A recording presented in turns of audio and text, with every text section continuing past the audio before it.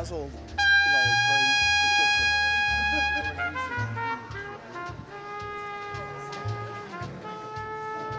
See, that's my point. When I see him on campus and he's got makeup on, it's embarrassing. He thinks he's in the studio. Right. You ready? Okay. One more. Okay. Want to take a look at these?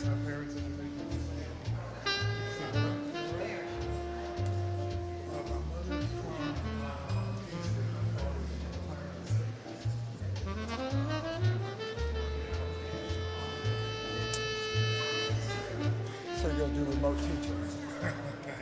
Let me take you.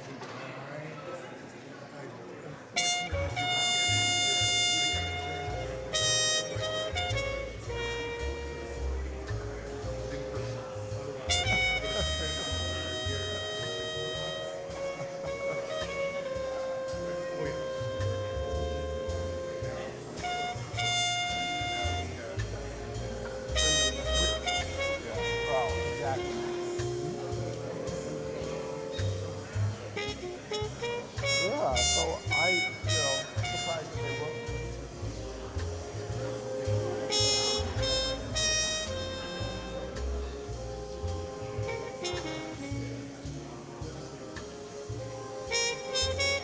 Oh, we'll be done. Right.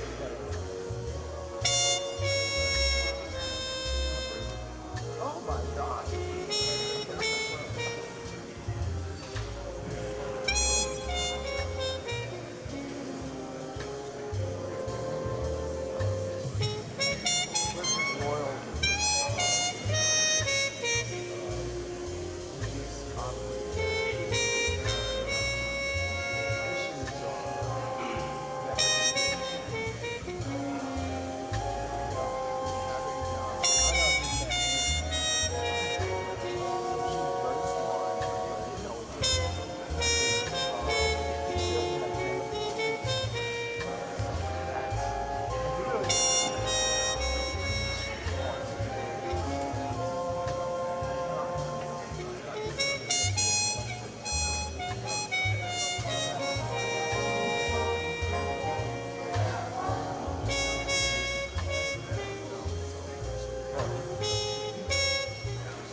I spoke to her yesterday, and she told me that she knew the address to give the cab driver.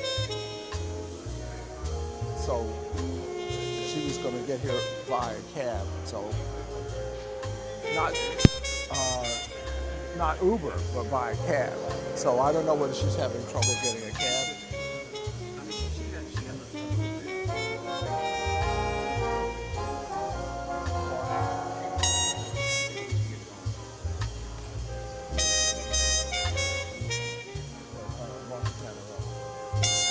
I thought she was actually here, but I haven't seen her. Okay. Well, I have to be here. No.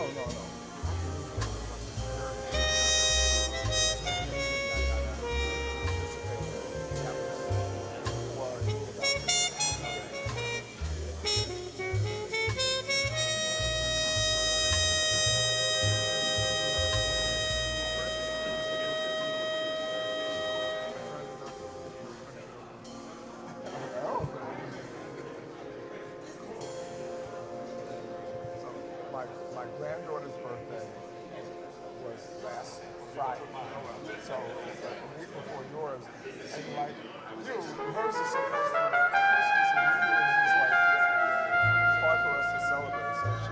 So she was just 30. Now it's I'll ride past her.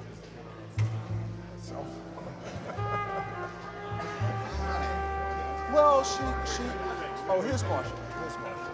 She could have gotten one, and she had done certain things that her mother asked her to do, but she failed to do it, and the mother said, I'm not going to do it for failing to do it. But now that she's, now that she's a bona fide teenager, it's kind of hard not to have it, right? Anyway, all right, I'll let you guys get started.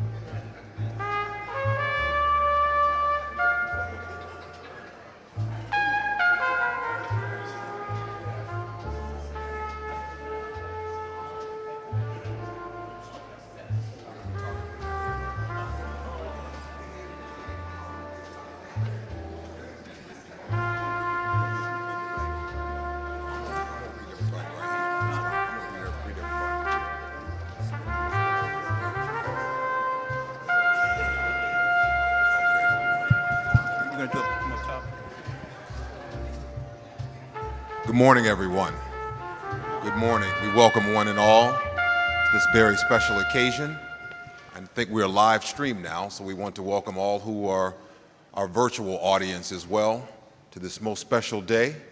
We're asked that Brother LaFrederick Kostner will come now and center us as we sing our anthem, Lift Every Voice and Sing. We invite one and all to join in. If you would grab a hymnal in front of you and turn to page 632.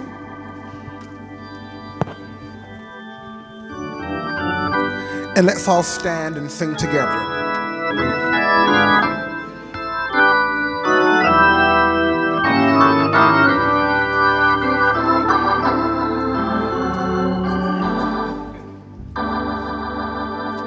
Lift every voice and sing till earth and heaven ring with the harmonies of liberty. Let our rejoicings rise high as the listening skies. Let it resound loud as the rolling sea. Sing a song full of the faith that the dark past has taught us. Sing a song full of the hope that the present has brought us.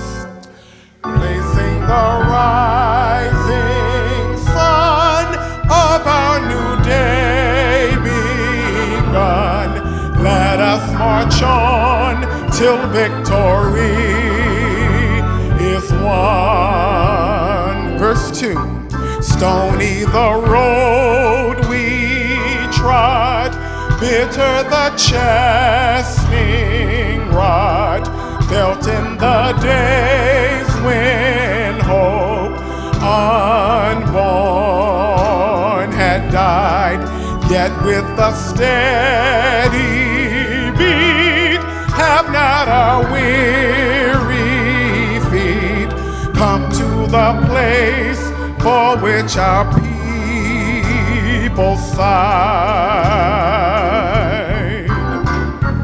We have come over a way that with tears have been watered.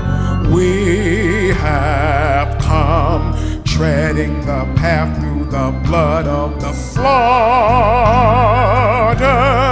out from the gloomy past till now we stand at last, where the white gleam of our bright star is cast.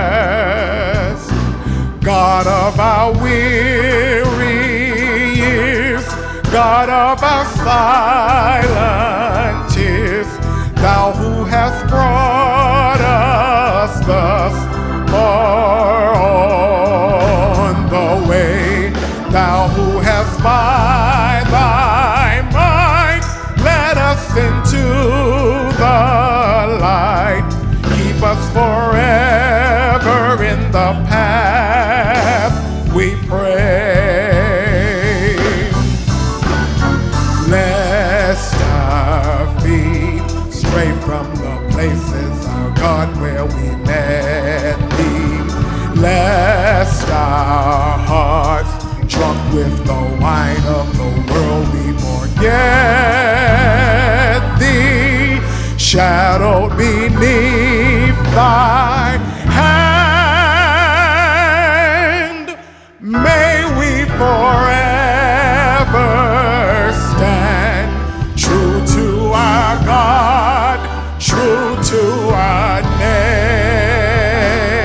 native land.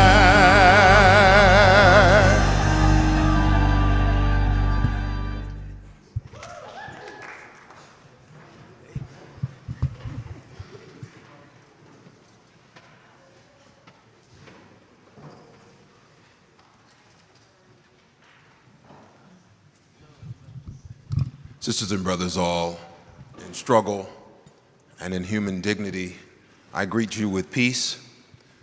My name is Rashad Hoggard, one of the ministers here at the Abyssinian Church, and it is our sheer delight to welcome one and all to this very important, historic occasion here where we honor two of our nation's leading drum majors, activists,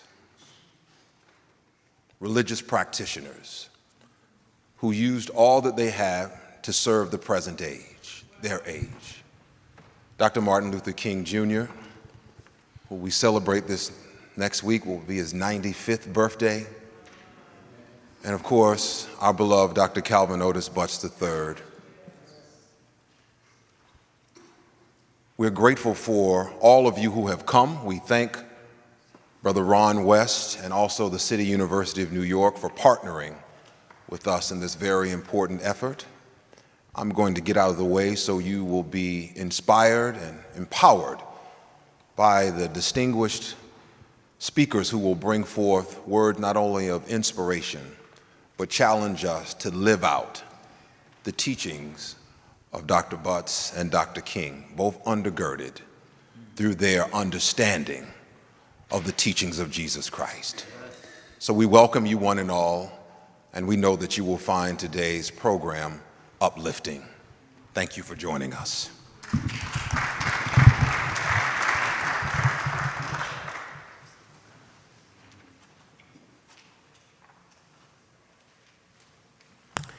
At this time, I just want to introduce our special host, our MC for this first Martin Luther King program with the Abyssinian Baptist Church. It is the illustrious, as I call him, Basil Smikle, who is the Director of Public Policy for the Roosevelt House at Hunter College. Let us give him a hand at this time. Good morning. We'll do that one more time for Dr. King. Good morning. Oh, it's good to be with you, my neighbors here at this fantastic sanctuary. Before we go any further, I wanted to make sure that that I acknowledge the family of the City University of New York. I have colleagues from Hunter College here. Anyone affiliated with CUNY, please raise your hand, stand up. Look at that. God bless you for the work that you do, for the work that we do. We deal with, as you know, so many first-generation Americans and first-generation college students, and they look at us for so much support and care and concern in their lives as we move them forward. So I'm thankful every day to be a part of this family, and thank you all for being partners in this journey. We have a number of distinguished guests here with us today. I want to start with Dr. Denise Maybank, the Vice Chancellor for Student Affairs for the City University of New York. I guess you're my boss, so let me go sit down. Dr. Maybank. Good morning. And I am honored to stand before you today in the hallowed halls of this historic building, this church, this gathering, this community.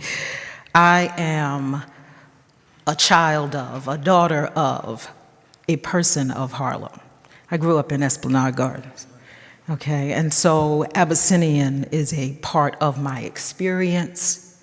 Dr. Butts was a part of my experience, and today is a part of my experience, and I am honored. To Pastor Hoggard, I don't know where, Hoggard, I'm sorry, wherever he, okay. Oh, right there, I'm sorry, I missed where you went, and I apologize most humbly, please forgive me. But thank you for partnering with us. You honored me by saying that we were partnering with you. You accepted us as a partner in this effort, and to Ron, wherever he is as well. Thank you for the connectedness. So I am honored to stand before you representing CUNY this morning, and you saw all the hands that went up. We have one of our distinguished presidents sitting down front, the president of Medgar Evers College, Dr. Pat Ramsey. I would be remiss if I did not acknowledge her. But I don't want to stand before you long, but on behalf of our Chancellor, Felix Matos Rodriguez, our Executive Vice Chancellor, Wendy Hensel, and myself and the other members of the Chancellery, we thank you for being a part of this experience today.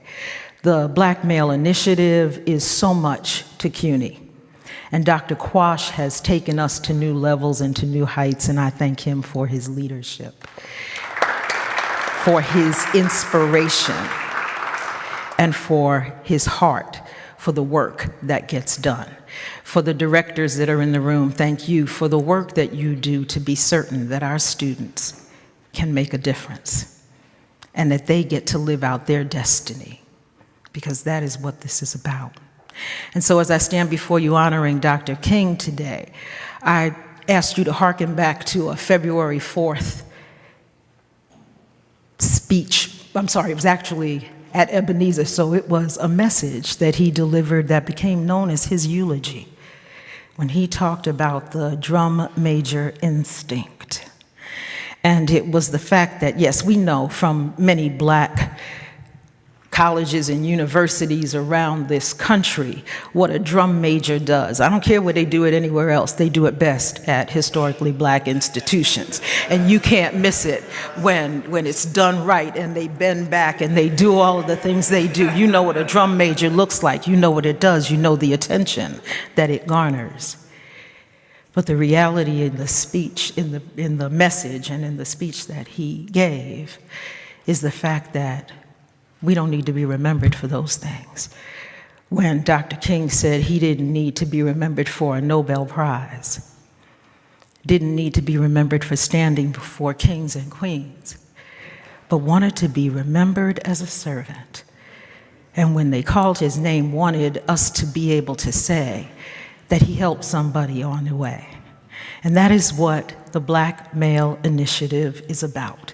And so as we join here together today, I hope that we will remember that the drum major instinct may be the thing that comes out of us, but the thing that we need to share with others is that servant spirit, and that BMI will continue to walk in that space, will continue to do those things.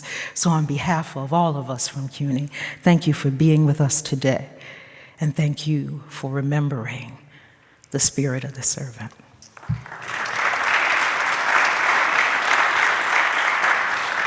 Thank you so much, Dr. Maybank. I mentioned Dr. King earlier, or I called his name earlier. He's my frat brother, among other things. You know, I'm a member of the Black and Old Gold.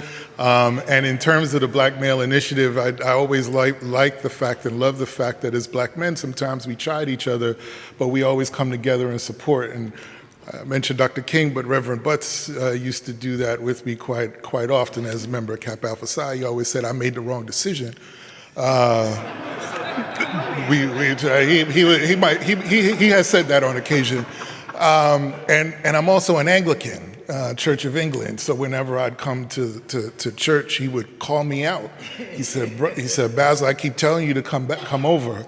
And I would always come because the word that Reverend Butts gave was a fantastic motivational word. And I loved him dearly and miss him dearly. But in terms of how we as Black men used to come together, and he would call me all the time, get advice on what's going on in the world and how to respond to that. And I would get advice from him in similar ways. I was just fascinated and awed by how important it was for him to reach out. And I try to do that in my day-to-day life. And one of the reasons that I wanted to be here today is because Dr. Kosh did the same thing with me. Was that last year for the, that's a year ago already, right? That I was able to MC their first electoral breakfast at Lehman College, where my mother went to college. And it was great to be affiliated with you and watch the work that you do. So Dr. Quash, please give us a word. Thank you so much. And it is indeed an honor to be here among friends. I feel as if it's BMI is a family, and we have some of our extended family here today. But I would like, if you don't mind, the directors who are here at BMI, if you would just stand for a moment so I could recognize all of those who came out. Let's give them a hand.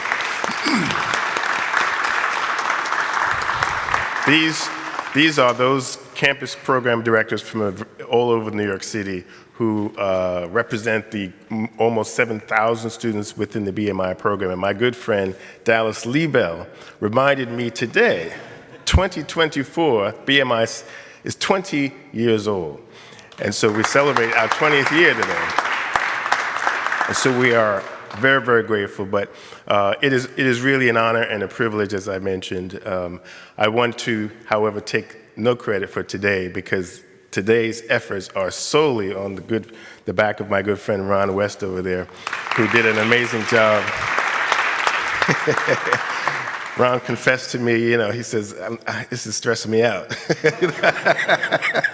He's not, doing events is never easy. It doesn't matter how many you've done. It's always a lot of stress, a lot of just for men.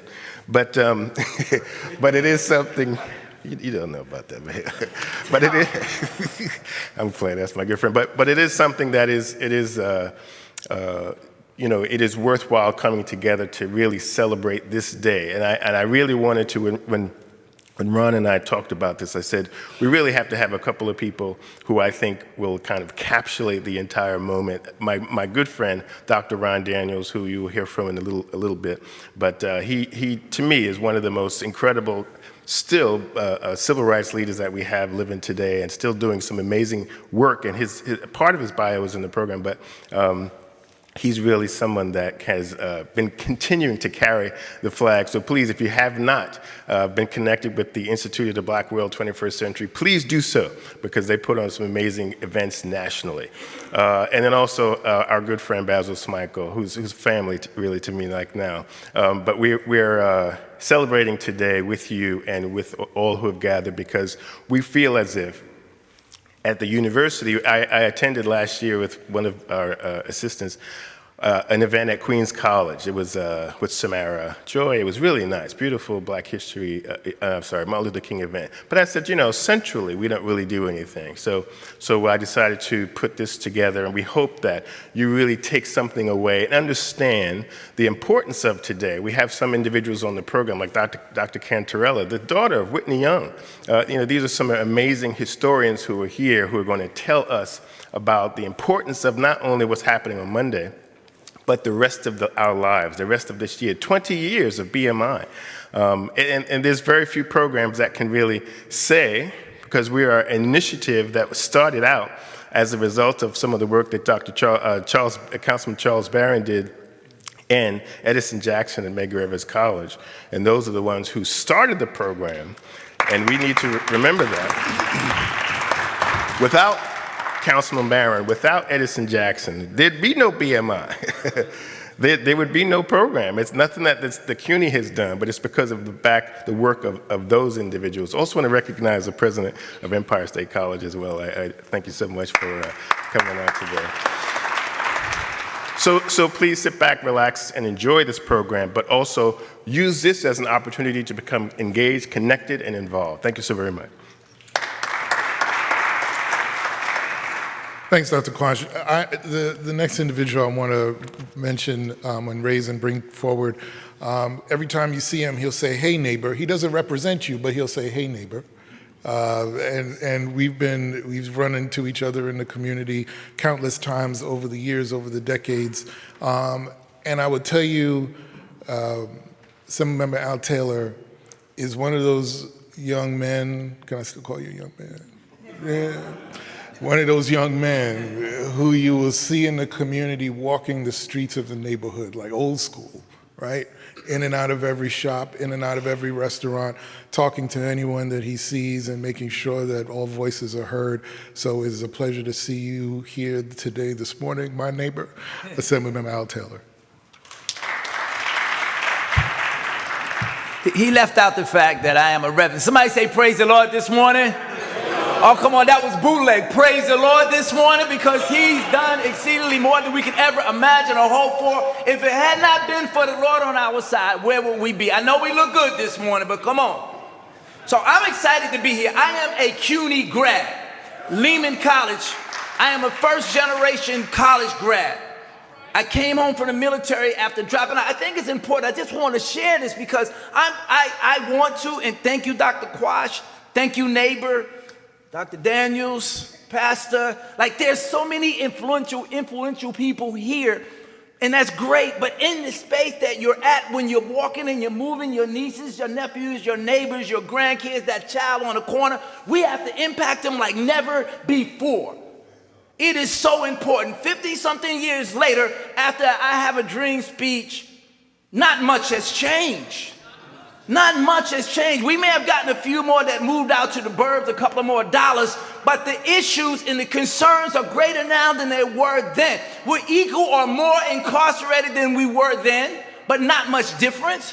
We've got some education, a little bit of money, but women are still making 75 cents on the dollar. So I am so happy to be here. I am so happy to be here. I am so emotional because I grew up in this Harlem. Sugar Hill, Washington Heights, Inwood, living across the street on Edgecombe where they filmed Claudine. And then I move uptown and they say, well, you don't belong here because you're not of Dominican descent and you ought not to be representing here. That is the God knows truth. We all have migrated here from somewhere, and we must work. We must work together hand in hand because there's a system that has specialized in tearing us apart, separating us. Because I got 2 cents over a dollar more than you, and my zip code is different than yours. I think Dr. King quoted someone, and it was something, and I apologize if I mess it up, but the concept is things go bad when good people do nothing. And we just sit and we say, well, it ain't bothering us. But when you allow them to take us off, take our black boys and girls and put them in prison, and we say, it's a shameful God. No, it's not. Our job is to serve, do justice, seek mercy, and serve. No more, no less. And I don't care where we get it from. So when I heard about this program, well, honestly, and I'm going to get out of your way, my brother back here, Dallas, I always refer to as that unsolicited information. He's going to give it to you, and he's going to make sure you have it, and then he's going to ask you, what did he say? And send, did you read it? Did you understand? Did you get it?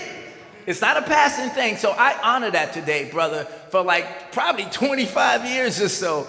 So we were on the state side able to give you $500,000. I think that's peanuts.